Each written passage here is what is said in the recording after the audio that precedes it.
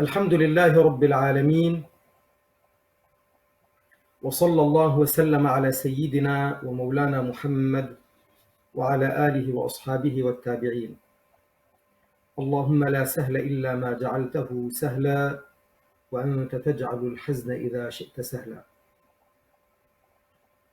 اللهم علمنا ما ينفعنا وانفعنا بما علمتنا وزدنا علما. اللهم إنا نسألك الخلاص والإخلاص في القول والعمل. Nous avons parlé hier des doigts, et les doigts particulièrement lors de la nuit de 15 Sha'ban, notamment.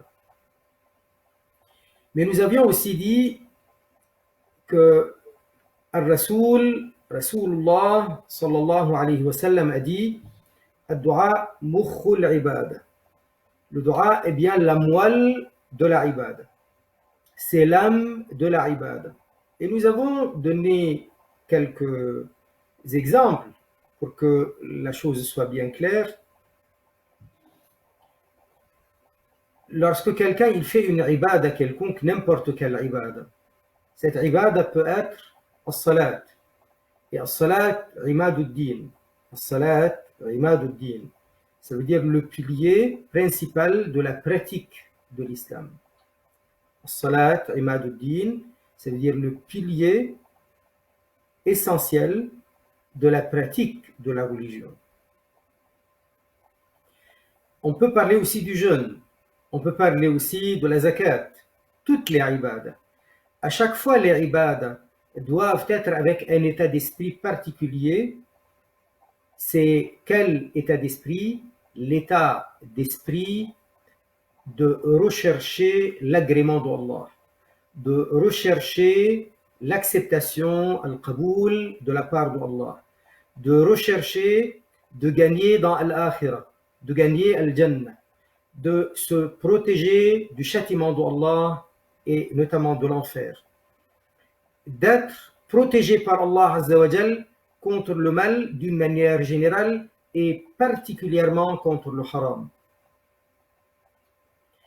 La recherche de l'agrément d'Allah dans la ibada, ça c'est l'âme de la ibada. Donc quand quelqu'un il est en train de donner az-zakat, il est en train de jeûner, lorsqu'il est en train de faire as-salat, forcément c'est avec un état d'esprit de recherche de l'agrément d'Allah, de l'qaboul d'Allah, de l'acceptation donc de la part d'Allah.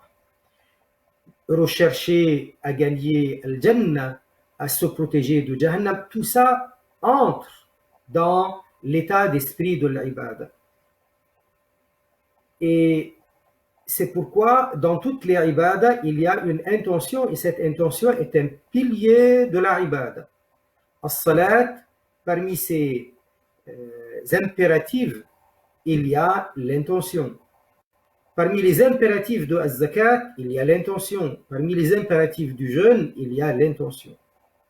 Qu'on l'appelle condition de validité ou qu'on l'appelle pilier, ça revient à l'exiger de toute façon pour que la ibada soit assurée, valable et qu'elle compte. Sinon, elle ne compte pas, elle ne sera pas valable et encore moins acceptée. Si tel est le cas dans les ibadas où il n'y a pas forcément un dua à prononcer, tel que az-zakat ou tel que le jeûne de Ramadan. Quand on est en train de jeûner pendant Ramadan ou en dehors de Ramadan, il n'y a pas un dua exigé, obligatoire. Il se peut que la personne ne prononce aucun dua lors du jeûne, n'étant pas donc dans le souvenir d'un dua quelconque, ou n'ayant pas à l'esprit un dua quelconque. De toute façon, ça ne fait pas partie des critères du jeûne. La zakat, c'est la même chose. Donc on retire l'argent, le bien, la nourriture qu'on veut donner, on la met de côté avec la niyya, l'intention que c'est la zakat de mes biens, ou la zakat sur la récolte, ou la zakat de l'fitr à la fin de Ramadan. Et on ne prononce pas un dua en particulier. Et au moment où on est en train de donner aux pauvres ou à celui qui mérite la zakat, on n'est pas obligé de lui dire que c'est zakat et on n'est pas obligé non plus de dire un dua quelconque. Mais quand même, la zakat et le jeûne sont dans un état d'esprit de vouloir l'acceptation, al-qaboul de Allah, al-rida, l'agrément de Allah, de gagner al-jannah avec cela, de se protéger de l'enfer avec cela, grâce à ce geste d'obéissance à Allah. Donc le dua est la moelle de la ibada. Donc il y a dans le dua prononcé la recherche d'être protégé par Allah, accepté par Allah, etc. Mais même dans les ibadah où il n'y a pas un dua prononcé, l'état d'esprit de la ibada est en vue d'être accepté par Allah, comme si on le disait, même si on ne l'a pas prononcé. Voilà. Mais quel adab quand on fait un dua? Est-ce que on fait un dua n'importe comment, à de n'importe quelle façon, avec n'importe quel état d'esprit? Eh bien non. Il va falloir que ce soit un état d'esprit particulièrement approprié à l'adoration d'Allah, car il s'agit d'une ibadah là aussi. La première des conditions, parce que c'est une ibadah, la première des bonnes manières, c'est la sincérité dans l'action. La sincérité dans l'action, parfois le dua on le prononce en public, devant quelqu'un ou devant beaucoup, et parfois on le prononce tout seul. Généralement, quand on le prononce tout seul, on est sincère. Mais dans le cas où on est en train de faire une ibadah comme celle-ci, il s'agit d'une ibadah, donc il va falloir penser à la sincérité, à vouer ce culte, cette adoration à Allah Azza wa Jal uniquement. Allah Azza wa Jal, il dit وَمَا أُمِرُوا إِلَّا لِيَعْبُدُوا اللَّهَ مُخْلِصِينَ لَهُ الدِّينَ حُنَفَاءَ. Et ils n'ont été ordonnés que de faire le culte, de vouer le culte, leur adoration, leur rituel pour Allah. Mukhlisina lahuddin. Ça veut dire quoi, mukhlisina lahuddin? En étant totalement sincère, en lui vouant le culte avec sincérité. Hunafa, ça veut dire en suivant le chemin de la voie, le chemin et la voie de la croyance en l'unicité d'Allah, en s'éloignant des égarements. Allah Azza wa Jal, il nous ordonne donc la ibada avec ikhlas. L'ikhlas, c'est ça même, c'est ça la sincérité. Allah Azza wa Jal, il dit aussi dans le Coran al-Karim, فَادْعُوا اللَّهَ مُخْلِصِينَ لَهُ الدِّينَ وَلَوْ كَرِهَ الْكَافِرُونَ. فَادْعُوا اللَّهَ مُخْلِصِينَ لَهُ الدِّينَ. Donc, adorer Allah, et y compris donc le dua. Fad'ullah ici, c'est dans le sens de vouer le culte, adorer Allah. Mukhlisina lahuddin, sincèrement le culte voué pour Allah Azza wa Jal. Walau karihal kafirun, même si les mécréants ne sont pas contents, même s'ils détestent ce que vous faites. Rasulullah sallallahu alayhi wa sallam, il donne ses conseils à Sayyiduna Abdullah ibn Abbas radiyallahu anhuma. Il était jeune homme. On se rappelle que Sayyiduna Abdullah ibn Abbas, le cousin de Rasulullah sallallahu alayhi wa sallam, le fils de son oncle Al-Abbas, Al-Abbas ibn Abd al-Muttalib. Sayyiduna Al-Abbas, l'oncle paternel de Nabi alayhi salatu salam, ibn Abd al-Muttalib, il avait beaucoup de garçons. L'aîné, il s'appelait Al-Fadl, et un des plus jeunes, c'était Sayyiduna Abdullah ibn Abbas. Et donc, un des plus jeunes. Il est né, d'ailleurs, Abdullah ibn Abbas, il est né 3 ans avant l'émigration de Rasulullah sallallahu alayhi wa sallam. Donc, quand un Nabi alayhi salatu salam est parti en hijra, il avait que 3 ans, Sayyiduna Abdullah ibn Abbas. Et puis après, il n'est pas allé à Médine, s'installer à Médine avec son père, que plus tard, après la conquête de Mecque, l'année 8 de l'Hégire. Donc Abdullah ibn Abbas, pourtant, il était très jeune. Même en arrivant à Mecque, il était assez jeune. Et il est considéré comme un des plus grands ulama parmi les Sahaba, radiyallahu ta'ala anhu. Donc il était particulièrement attentif, il était particulièrement intéressé, avait beaucoup d'intérêt pour les enseignements et d'être proche de Nabi alayhi salatu wassalam. Alors Rasulullah sallallahu alayhi wa sallam, un jour, il lui a dit, Ya ghulam, jeune homme, inni u'allimuka kalimat. Je vais t'apprendre quelques mots. Ihfazillah yahfazuka. Ihfazillah, au sens de préserve donc le respect, l'obéissance envers Allah. Allah te protégera. Ihfazillah yahfazuk. Pas dans le sens que préserve Allah. Donc préserve, veille à préserver tout ce qui est égard d'Allah, tout ce qui est respect pour Allah, tout ce qui est les lois, les enseignements de la part d'Allah. Veille à la préservation de cela, Allah te protégera, Allah te préservera. Ihfazillah tajidhu tujahak. Donc préserve les enseignements d'Allah, ce qui fait l'agrément d'Allah, veille à ce que ce soit bien protégé, bien respecté. Tajidhu tujahak. Tu verras Allah t'assurer à chaque fois que tu fais face à un problème, tu verras Allah Azza wa Jal t'envoyer face à toi sa protection, sa préservation, son aide, son soutien. Donc tu verras face à toi l'aide d'Allah. Ihfazillah, préserve les enseignements d'Allah, tu verras la protection d'Allah, le soutien d'Allah face à toi. Donc à chaque fois que tu en as besoin. إذا سألت فاسأل الله. Si tu as une invocation, une demande, eh bien adresse ta demande à Allah. فاسأل الله. وإذا استعنت فاستعن بالله. Si tu as une si tu as un besoin d'une aide quelconque, eh bien implore l'aide de la part d'Allah.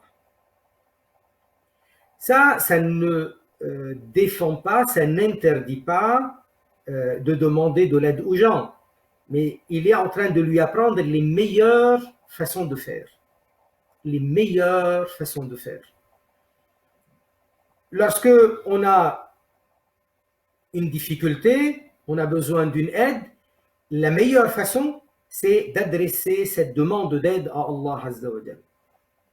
واعلم أن الأمة لو اجتمعت على أن ينفعوك بشيء لم ينفعوك إلا بشيء قد كتبه الله لك. Donc, sache que si toute la Ummah, tout le monde, tous ces peuples-là se réunissent pour t'apporter une chose utile pour toi, pour t'apporter un effet utile pour toi, ils ne pourront t'aider, ils ne pourront t'apporter ce qui est utile si ce n'est une chose qu'Allah a écrite pour toi. Ça veut dire c'est déjà muqaddar pour toi. C'est déjà selon le taqdir de Allah Azza wa Jal en ta faveur. وإن اجتمعوا على أن يضروك بشيء لم يضروك إلا بشيء قد كتبه الله عليك.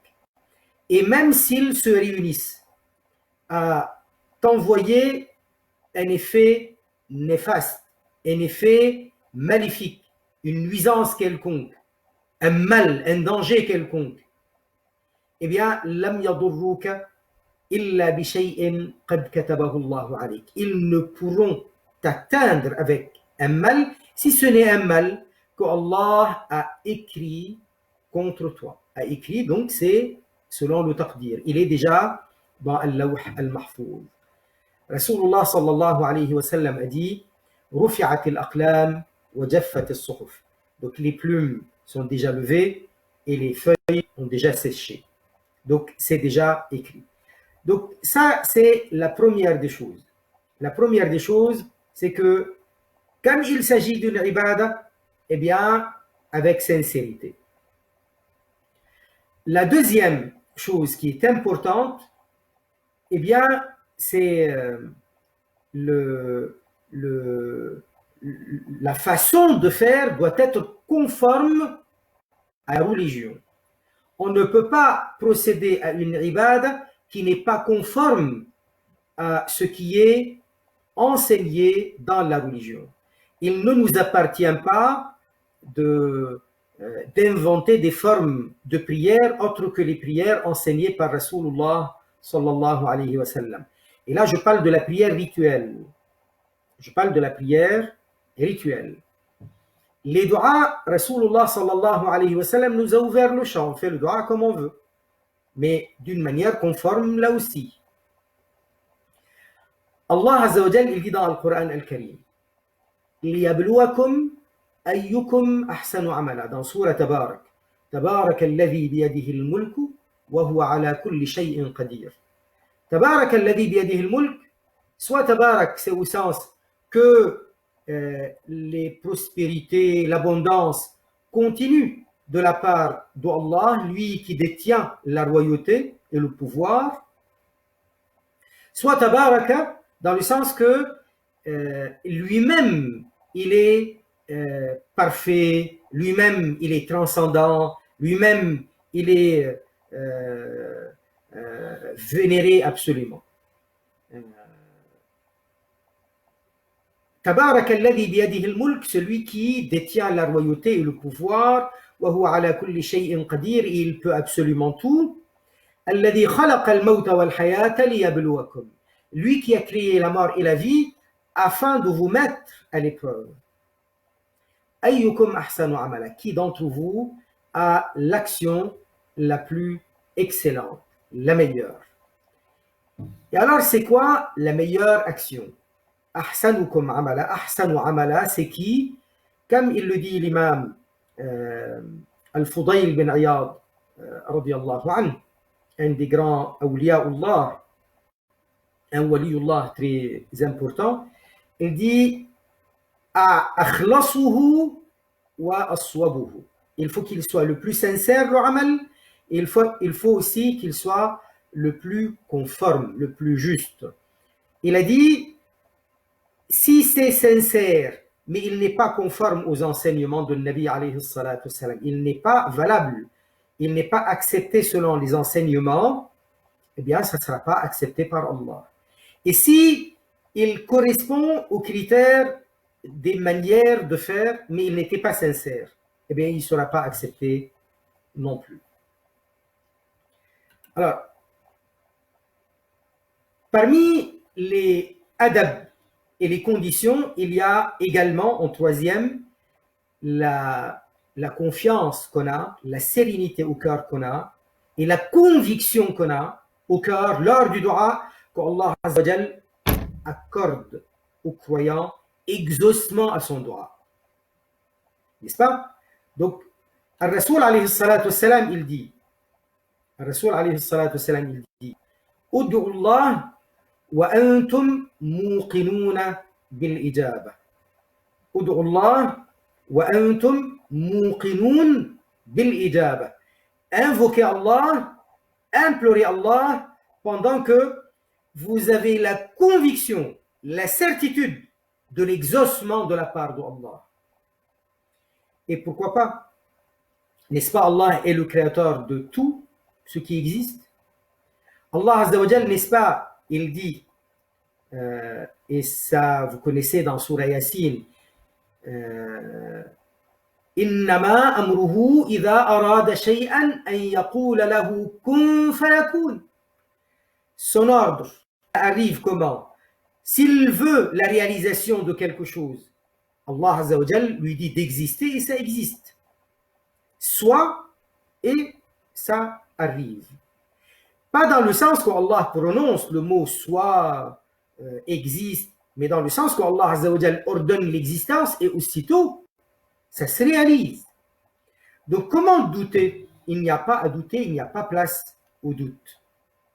Allah Azza wa Jal, il sait absolument tout. Allah Azza wa Jal, il a la générosité la plus absolue. D'ailleurs, Allah Azza wa Jal, il dit concernant sa générosité, وَإِن مِّن شَيْءٍ إِلَّا عِندَنَا خَزَائِنُهُ.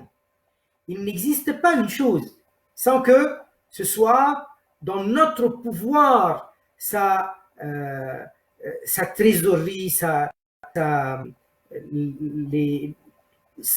toute sa contenance, l'ensemble nous appartient. وَمَا نُنَزِّلُهُ إِلَّا بِقَدَرٍ مَعْلُومٍ. Et nous le faisons descendre, ça veut dire l'ordre d'Allah de nous donner la pluie, de nous donner telle ou telle richesse, ça vient avec les anges qui descendent du ciel. Et donc, c'est ça le fait de le descendre. C'est pas que l'eau qui est dans la bassine nous descend forcément du ciel au moment où on est en train de le récupérer, de la récupérer. Mais c'est dans le sens que tout cela est géré avec des anges qui nous viennent du ciel. Et parce que c'est écrit au ciel, ils descendent pour réaliser cela sur la terre. Donc nous le faisons descendre, si ce n'est biqadarin ma'loum, selon une limite déterminée que nous connaissons, qu'Allah Ta'ala il sait parfaitement. Le prophète sallallahu alayhi wa sallam, c'est lui qui a dit, en rapportant de Allah Azza wa Jal, dans un hadith qudsi, il dit qu'Allah Azza wa Jal a dit, Ya ibadi, ô vous mes créatures, لو أن أولكم وآخركم وإنسكم وجنكم, si le premier d'entre vous et le dernier d'entre vous, si vos hommes et vos djinns, قاموا في صعيد واحد, se dressent tous dans une plaine, tous dans la même, فسألوني, et que chacun d'eux me demande une chose, فأعطيت كل إنسان مسألته, et que je donne à chacun exactement ce qu'il a demandé, ما نقص ذلك مما عندي إلا كما ينقص المخيط إذا أدخل البحر.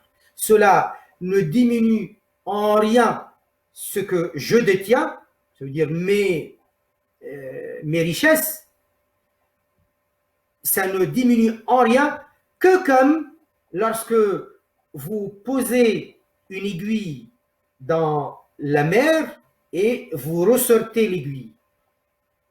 Ça veut dire ce que je détiens en donnant à tout un chacun, depuis le premier jusqu'au dernier, homme et djinn, ça ne diminue que ce que peut diminuer l'aiguille qu'on met dans la mer et que vous ressortez de la mer.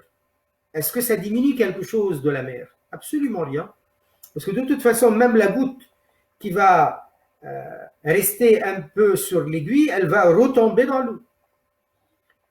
Donc ça, c'est Allah Azza wa Jal, il détient absolument tout. Rasulullah sallallahu alayhi wa sallam, il dit dans un hadith, Yadullahi mal'a. Yadullah ici, c'est dans le sens de ce que Allah Azza wa Jal détient. La richesse de Allah, la générosité de Allah. Ça, c'est plein. La yaghiduha nafaqa. Ça ne diminue pas lorsqu'il y a une donation de sa part. Ça ne diminue pas. Saha, ça veut dire ça envoie abondamment tout le temps. Al-layla wa nahar, nuit et jour. Ara'aytum ma anfaqa muz khalaqa as-sama. Voyez-vous tout ce que Allah Azza wa Jal a donné aux créatures, ça veut dire les hommes, les djinns, les animaux, depuis qu'il a créé le ciel, muz khalaqa as-samaa wal arda fa innahu lam yaghid ma fi yadihi. Tout ce que Allah Azza wa Jal a donné jusqu'à maintenant, cela n'a diminué en rien la générosité de Allah. Wa kana arshuhu ala al-ma. Et ça, Allah Azza wa Jal, il existe de toute éternité, et dans le hadith, il parle, son trône était sur l'eau. Ça veut dire depuis le début de la création. Allah Azza wa Jal fait ce qu'il veut, et il a la générosité absolue. Donc, on rappelle, An-Nabi alayhi salatu wassalam, il dit, Ud'u Allah wa antum muqinuna bil ijaba. Invoquez Allah, implorez Allah pendant que vous avez le yaqin, la certitude de l'exaucement. Ça veut dire de la part d'Allah. Il y a quelque chose qui est quand même important, que le dua soit légitime et légal. Légitime et légal, ça veut dire il n'y a pas de ithm, il n'y a pas de péché, il n'y a pas de rupture du lien familial. Très bien. Lorsqu'il n'y a pas d'injustice qu'on est en train de demander, lorsqu'il n'y a pas de péché, ce n'est pas un péché, et il n'y a pas de rupture du lien familial. Ça aussi, ça en fait partie. Et ça, c'est dans la conformité de dua. Il y a la présence du cœur. Ça veut dire, pendant qu'on est en train de faire le dua, il est quand même important d'avoir cette présence du cœur. Ça veut dire avec humilité. On sait que c'est Allah Azza wa Jal qui donne. Nous sommes en train de nous adresser à Allah. Allah, c'est notre créateur. Donc avec humilité le dua. Et même la façon de le dire aussi d'une façon humble, d'une façon respectueuse. Si on se rappelle des doigts des Anbiya qu'Allah Azza wa Jal a mentionné dans le Coran al-Karim. Allah Azza wa Jal, il dit, en parlant de Zakaria alayhi salam et de sa famille, il dit إنهم كانوا يسارعون في الخيرات إنهم كانوا يسارعون في الخيرات. Ils étaient des gens qui se précipitaient, se hâtaient pour faire les bonnes actions. ويدعوننا رغبا ورهبا وكانوا لنا خاشعين. ويدعوننا رغبا ورهبا. Donc ils nous invoquaient, ils nous imploraient, ils faisaient donc les doigts raghaban avec espoir, wa rahaba avec aussi crainte et humilité. Wa kanu lana khashi'in, ils étaient humbles et craintifs. Wa kanu lana khashi'in, ils étaient par rapport à nous humbles et craintifs. Ar-raghab, c'est avoir envie de gagner. Avoir envie de gagner. Espoir et envie de gagner. Donc, c'est ça ar-raghb.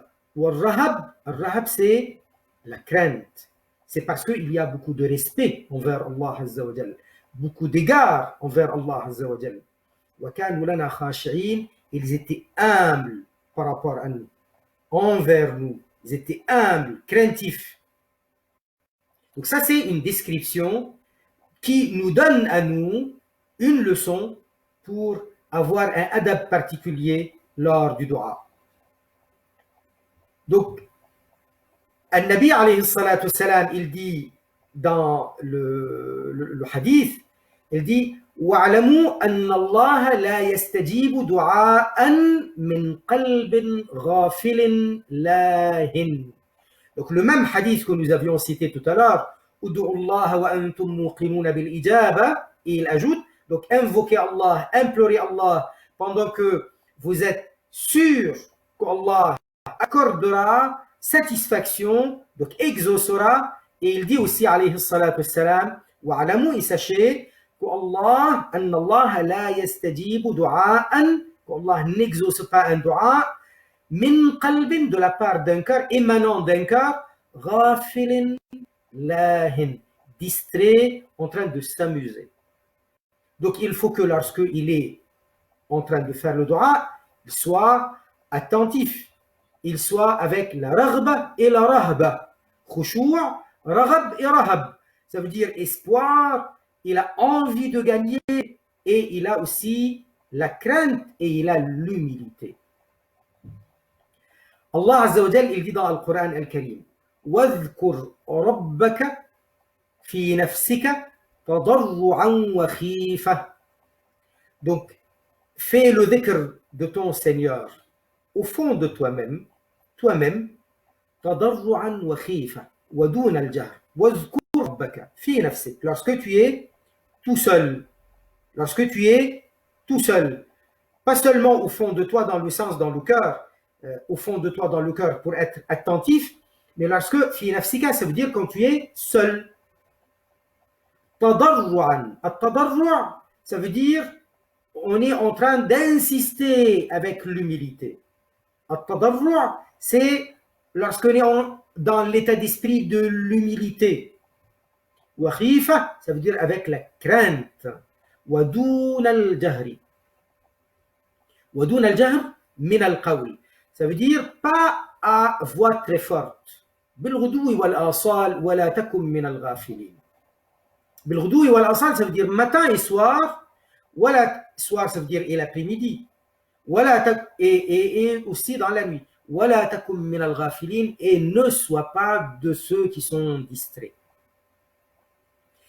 Parmi les choses importantes, c'est que quand il est en train de faire un dua, il soit ferme dans ce qu'il demande. Qu'il ne dise pas « Ya Allah, accorde-moi si tu veux ». Parce que Allah Azza wa Jal, il détient tout. Et rien n'échappe à la puissance de Allah. Rasulullah sallallahu alayhi wa sallam, il a dit comme ça. Il a dit « إِذَا دَعَا أَحَدُكُمْ فَلْيَعْزِمْ فِي الدُّعَاء ».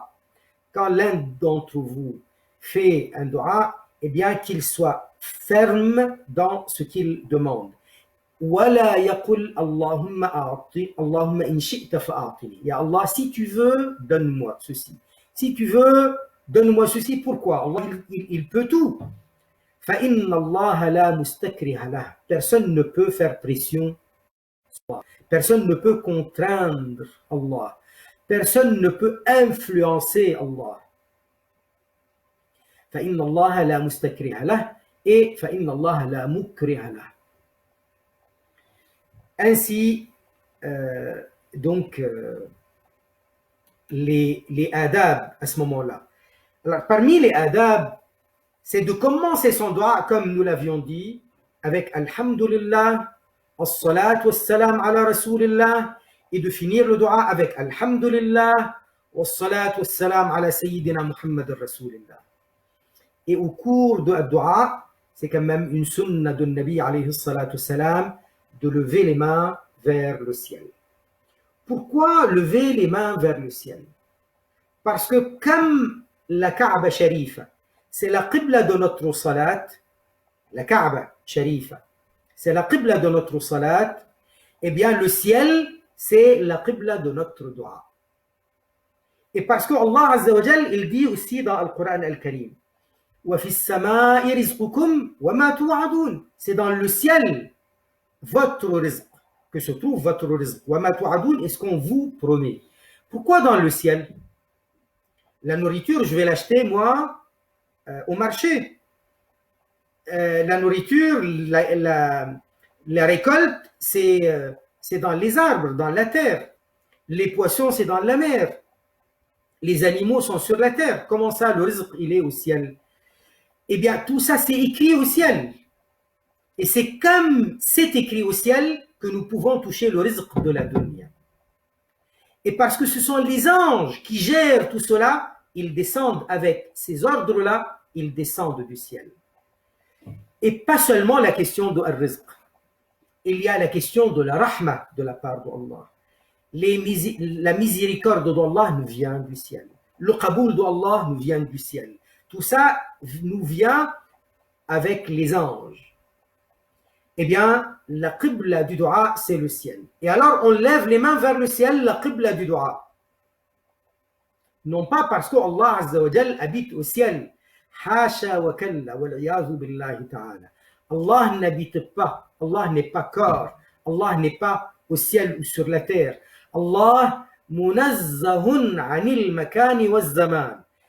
Allah Azza wa Jal, il est exempt de dépendre d'endroits, d'espace ou du temps. Allah, il est celui qui ordonne le temps et ordonne l'espace. C'est Allah qui en est le créateur. Allah ne dépend de rien. Donc ce n'est pas ça. Allah Azza wa Jal, nous disons, il est élevé, il est Ta'ala, il est au-dessus, mais tout ça au sens de la majesté, au sens de la supériorité, au sens de la puissance, au sens de la royauté, de la souveraineté, et jamais au sens physique et matériel. Ceux qui croient qu'Allah serait un corps assis habitant dans le ciel, ça c'est des kafirs mujassima wal iyazu billahi ta'ala.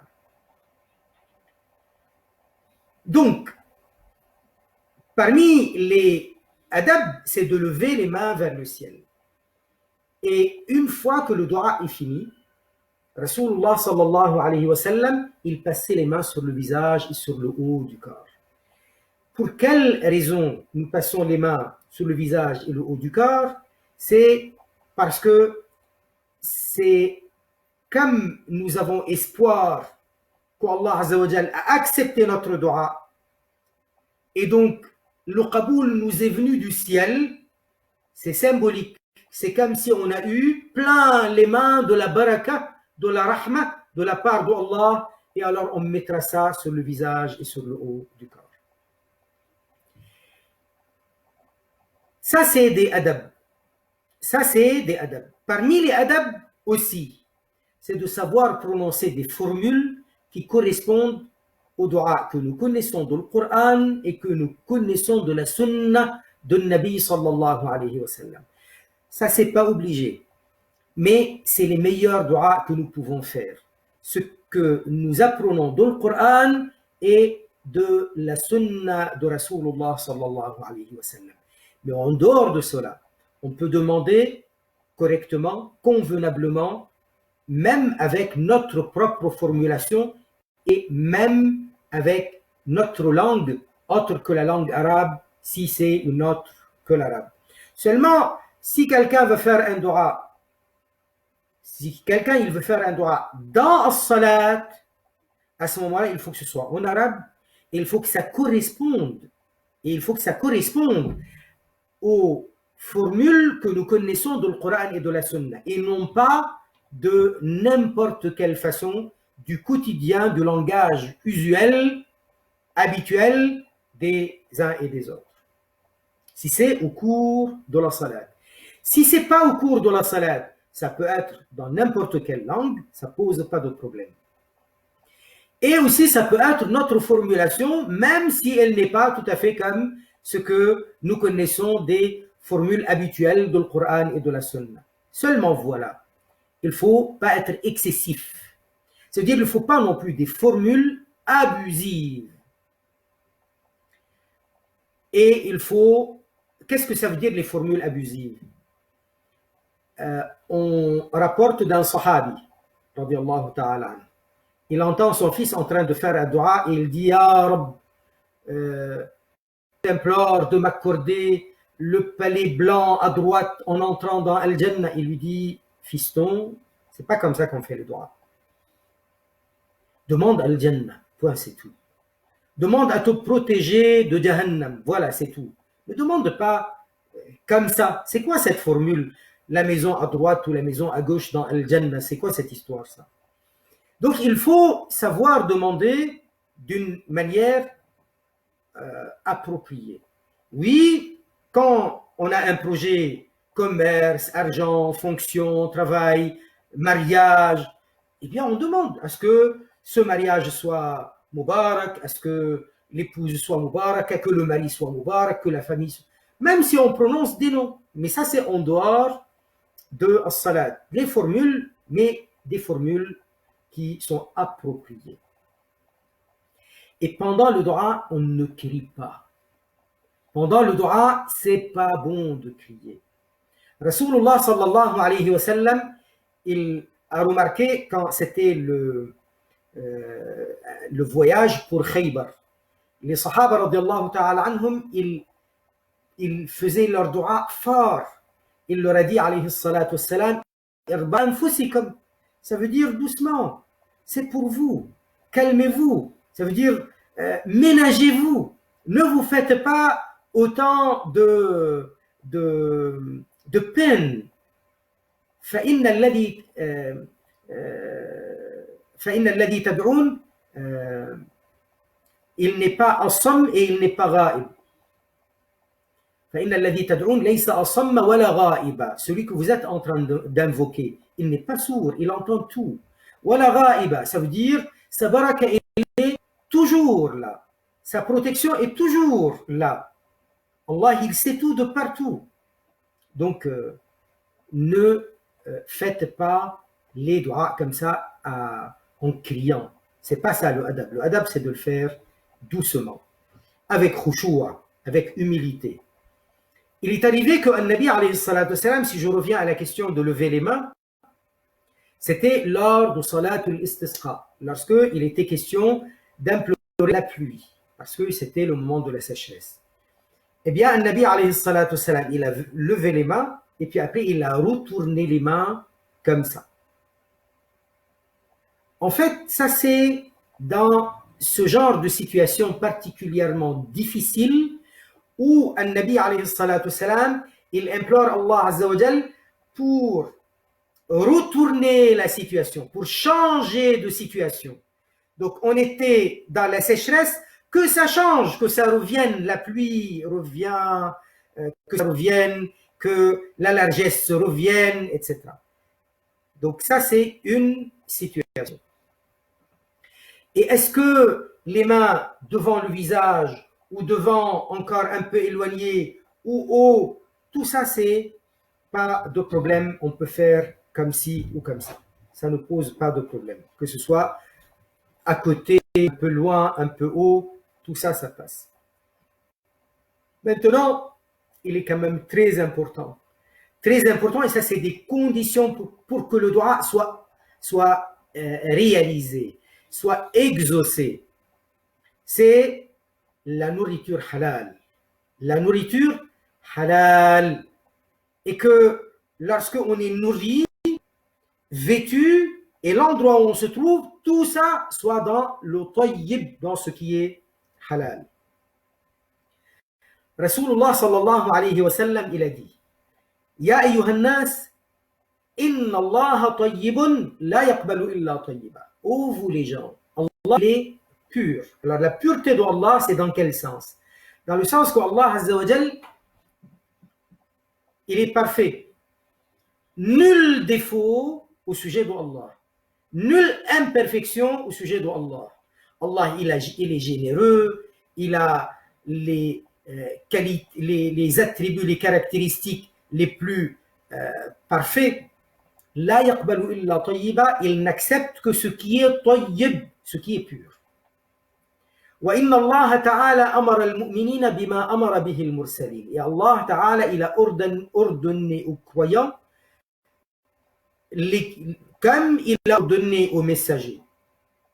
Faqala ta'ala, qu'est-ce qu'il a ordonné aux messagers? Ya ayyuha ar-rusul, kulu min at-tayyibati wa'malu salihan.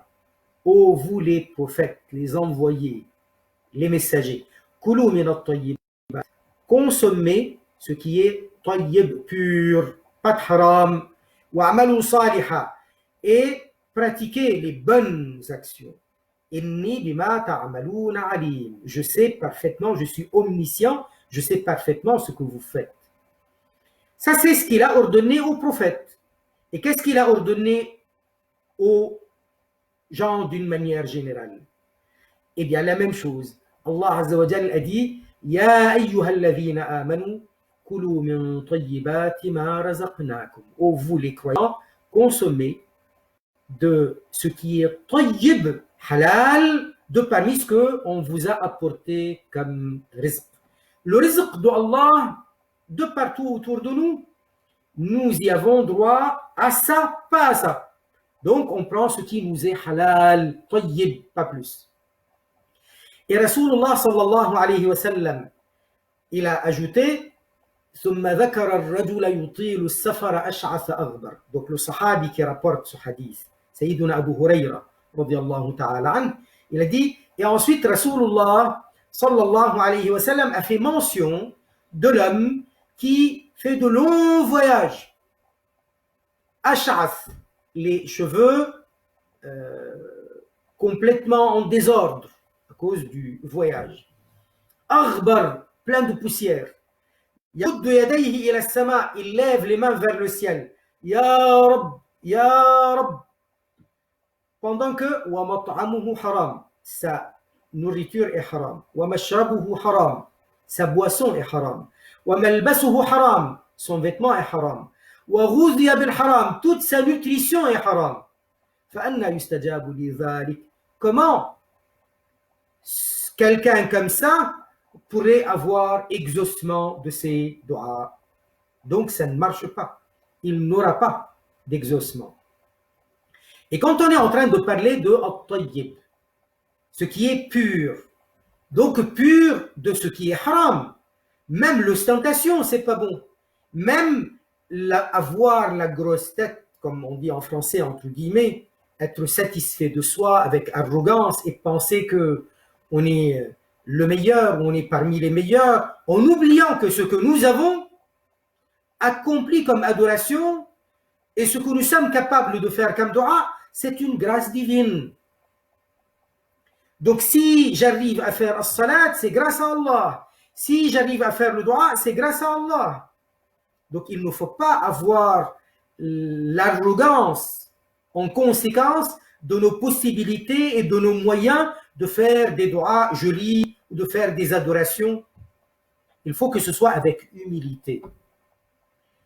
Et même tout ce qui est argent avec nous, avec cela on s'est habillé, on s'est nourri, il faut que tout cela soit tayyib. Et il n'y a pas que ça. Il faut que la parole aussi ne comporte pas de haram, qu'on ne veuille pas du haram avec ce que nous sommes en train de faire comme dua. Et notre aqida, l'important, le plus important, l'élément le plus important, c'est notre foi en Allah. Allah Azza wa Jal, il est unique. Allah Azza wa Jal, rien ne lui ressemble, rien n'est pareil à lui. Allah, il est wahid, unique, il est ahad, rien n'est tel que lui. Et toute imagination au sujet d'Allah, elle est fausse, car Allah n'est pas une image. Allah Azza wa Jal, il dit Laysa kamithlihi shay, rien n'est tel que lui. Wa huwa as-sami'ul basir, il est celui qui entend et qui voit. Ça veut dire que il n'y a pas de comparaison possible entre Allah et ce qui est créé. Allah n'est pas une matière, Allah n'est pas physique. Allah n'est pas dans un endroit, il n'est pas dans une direction, il n'est pas dans les djihad, dans les 6 directions. Qui c'est qui est dans une direction? C'est ce qui est corps, matière, physique, créé. Et lorsqu'il est dit dans le Coran qu'Allah Azza wa Jal ja'a, c'est pas dans le sens de venir se déplacer. Et lorsqu'il est dit dans le hadith qu'Allah Azza wa Jal yanzil, c'est pas dans le sens qu'Allah Azza wa Jal se déplace, descend d'un endroit à un autre. Tout cela c'est symbolique. Tout cela c'est symbolique. Pour dire quoi? Pour dire Allah Azza wa Jal nous envoie sa rahma. Pour dire qu'Allah Azza wa Jal il fait manifester, fait venir son ordre, sa puissance, il l'a fait manifester devant nous, ainsi de suite. Donc il faut la bonne croyance. Ceux-là qui font les doigts et qui croient qu'Allah Azza wa Jal, il habite au ciel, assis sur le trône, un corps quelconque, on ne sait pas comment il est, et c'est pourquoi ils lèvent les mains, ceux-là, ils sont en train de faire du kufr. Et là, ça ne marche pas non plus. Voilà d'une manière générale, et je ne vais pas vous retenir encore davantage, juste une anecdote, une histoire par rapport à Sayyiduna Abu Bakr radiyallahu ta'ala anhu, pour voir à la fois l'importance de manger halal. Sayyiduna Abu Bakr radiyallahu ta'ala anhu, un jour, il était en déplacement, il avait avec lui un serviteur et il avait besoin de manger, il lui a apporté à manger. Puis après, le serviteur, il lui a dit, tu sais comment j'ai pu gagner ça, ce que je vous ai offert à manger? Il lui dit non, comment tu l'as obtenu? Il croyait que ça lui appartenait. Il lui dit, de l'époque de la Jahiliya, j'avais fait comme les devins, comme les voyants. Et après, quand je l'ai rencontré récemment, il m'a donné le prix par rapport à ce que je lui avais fait à l'époque. Et c'est ce que je vous ai apporté. Donc c'est haram. Le prix d'une action haram. Alors, Sayyidina Abu Bakr, pourtant, il l'avait déjà mangé. Il avait fini de manger. Il a commencé à mettre le doigt dans la gorge pour tout ressortir. Et donc, Sayyidina Abu Bakr, tellement il a ressorti, il était devenu très, très affaibli. Il avait très, très mal. Rasulullah sallallahu alayhi wa sallam, il a dit Kullu jasadin nabata min suhtin fannaru awla bih. Tout corps qui a poussé à partir de haram, as-suht c'est la consommation de haram, fannaru awla bih. Il mérite plutôt l'enfer. Wa subhanallah walhamdulillah wa la ilaha illallah la ilaha illallah la ilaha illallah la ilaha illallah. اللهم صل على سيدنا محمد وعلى آله وصحبه وسلم. اللهم صل وسلم وبارك على سيدنا ومولانا محمد وعلى آله وأصحابه والتابعين لهم بإحسان إلى يوم الدين. رب اغفر لنا وللمؤمنين والمؤمنات. سبحان ربك رب العزة عما يصفون وسلام على المرسلين والحمد لله رب العالمين وبارك الله تعالى بكم.